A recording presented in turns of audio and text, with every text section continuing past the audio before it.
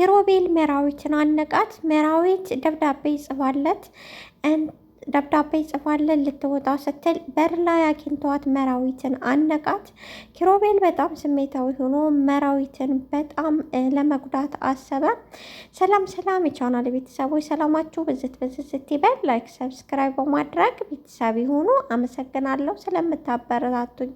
መራዊት በጣም ተጎድታ እያለቀሰች ላደረገችው ነገር በጣም ተጸጽታ በጣም እያለቀሰች ደብዳቤ ስትጽፍ ነበር። ኪሮቤል ከዚህ በኋላ አይኔንም ማየት አይፈልግም። ቤተሰቡ እንዳለ አይኔን ማየት አይፈልግም። ስለዚህ ከዚህ ቦታ መጥፋት አለብኝ አለች። ኪሮቤልም ባየው ነገር ደንግጦ እንግዲህ ታስራ ሲያገኛት በጣም ፂን በጣም ተጎርታ ራሷን ስታ ሆስፒታል ገብታለች። ሐኪሙም እንዴት ብዙ መድኃኒት እንደሚያስፈልጋት እና በሰዓቷ መድኃኒት ካልዋጠች አደጋ ውስጥ እንደምትገባ ተነግሯቸው ስለነበር በጣም ተቀየም። ኪራም በጣም ደንግጦ ራሱን ይዞ ራሱን ሳተ። ሁሉም ቤተሰቡ በሞላ በጣም ተደነጋግጧል። ነገር ግን መራዊት ያደረገችው ነገር ትክክል ባይሆንም እየሆነ ያለው ነገር ደግሞ በጣም የሚያሳዝንና የሚያስከፋ ነው። መራዊት ደብዳቤ ጽፋ ልትወጣ ስትል እንግዲህ እሷን በር ላይ ይዞ አንገቷን አንቆ እንዴት እንደዚህ ታደርጋለች ብሏት ነበር። እሷ ደግሞ ለማስረዳት ምንም አይነት አቅምም ሆነ ብርታትም የላትም።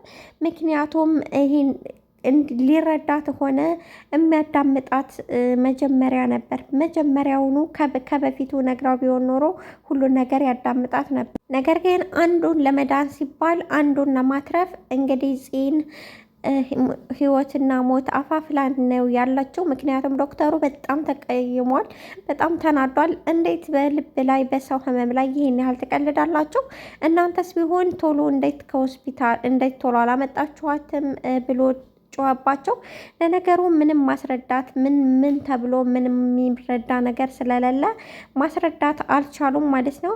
መራዊትም በጣም ደንግጣ ለማስረዳት ብትሞክርም ነገር ግን ኪሮቤል ሊረዳት አልፈለገም።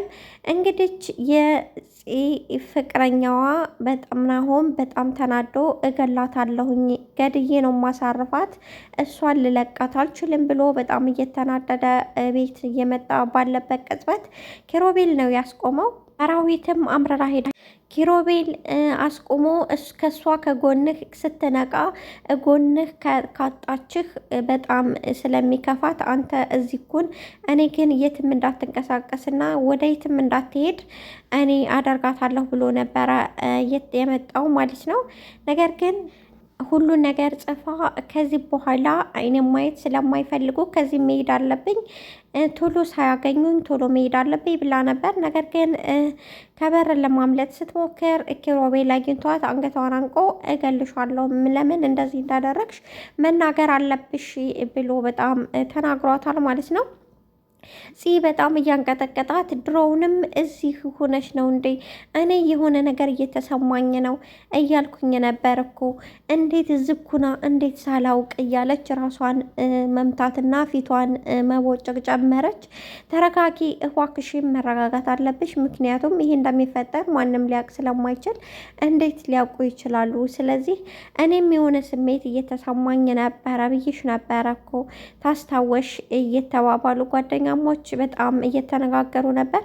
ምክንያቱም በጣም ተጨንቀዋል፣ በጣም ሰክተዋል። ምክንያቱም ዶክተሩም ገፍትሯቸው እናንተ ለሰው ህመም የማታስቡ ስለሆናችሁ ነው እንደዚህ እስከምትሆን ድረስ ዝም ያላችኋት ብሏል። ናሆምም ወደፊት ወደኋላ እያለ እየተንቀጠቀጠ የሚያደርገው የሚጨብጠው ጠፍቶት ምንም ነገር ከማድረግ ወደኋላ እንደማይል ይታወቃል ማለት ነው።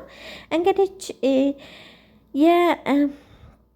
የኪሮቤል ጓደኛ የነበረው እንግዲህ የገዛ ፍቅረኛውን እሷን ለመበቀል ሲል ሴቶችን ሁላ መድኃኒት እየሰጠና ውሃ ውስጥ እያስገባ የነበረ በጣም አረመኔ የሆነ ድርጊት የሚያደርግ ነው። ይህንም ያደረኩት የድሮ ፍቅሬ ስላልተቀበለችኝና በእኔ ላይ ማሾፍና መቀለር ስለጀመረች ያንን ለመበቀል ነው።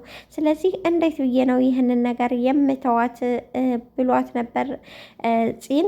ጺም ፈለ ፈጣሪ ስጠው፣ ፈጣሪ ደግሞ ሁሉንም ነገር ይመልሳል። ፈጣሪ ዝም ብሎ አይተውም። በቀል ደግሞ የኛ አይደለም፣ መበቀልም ጥሩ አይደለም ብላ ለማስረዳት ሞክራው ነበር ማለት ነው።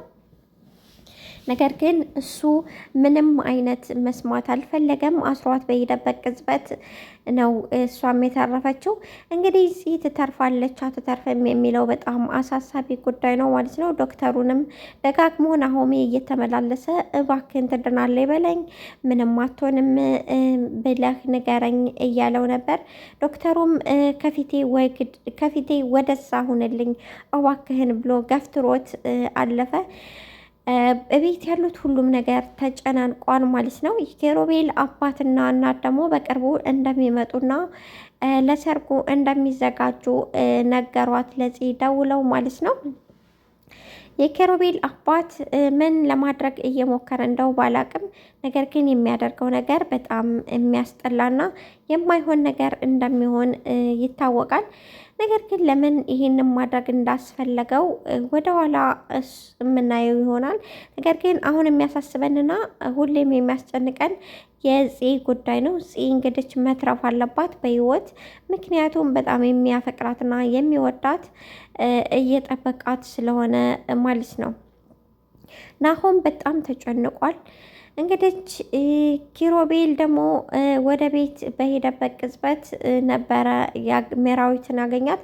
መራዊት ደግሞ እባክህ ላስረዳት እያለችው ነበረ። ለመረዳት ግን ምንም አይነት በቂ ምክንያት ሆነ ምንም ማስረጃ ማቅረብ ስላልፈለገ ስሜታዊ ስለሆነ አንገቷን አንቆ እገልሻለሁኝ፣ እንዴት ካንቺ አይጠበቅም፣ አንቺ እንዴት በዚህ አይነት ነገር ታደርጊያለሽ ብሏት ነበር። እንግዲህ የመራዊት ፍቅረኛ የነበረው ደግሞ እኔም መጥፋት አለብኝ፣ እሱ ካወቀ ይገለኛል፣ ስለዚህ ከዚህ ቦታ መሄድ አለብኝ ብሎ እሱ አምልጦ እሷን ደግሞ እንድትጋፈጥ አድርጓት ነበረ። ነገር ግን በአባቷ ምላ እኔ በጥይት ብዬ ገላለሁ እንጂ ከዚህ በኋላ ያንተ አሻንጉሊት ልሆን አልችልም ብላለች ማለት ነው። ያንተ አሻንጉሊት መሆን አልችልም ከማለት በፊት መጀመሪያ እንደዚህ ብለሽ መልሰሽ ቢሆን ኖሮ ወይም ለኪሩቤል ተናግረሽ ቢሆን ኖሮ ይሄ ሁላ ባልተፈጠረ እላለሁ እኔ። ውዶቼ እንግዲህ ፂ ራሷን መውቀሷን እንደቀጠለች ነው ማለት ነው። ምክንያቱም እኔ እዛ ሁኜ እኔ እንዴት ነው ይሄንን ያልተጠራጠርኩት እያለች ነበር።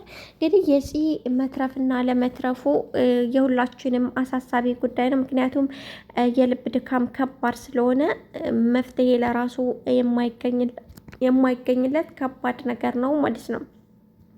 ውድ ተመልካቾቼ እንግዲህ ለነበረ ቆይታ እያመሰገንኩኝ ይህንን ቤተሰብ አድርጉኝ።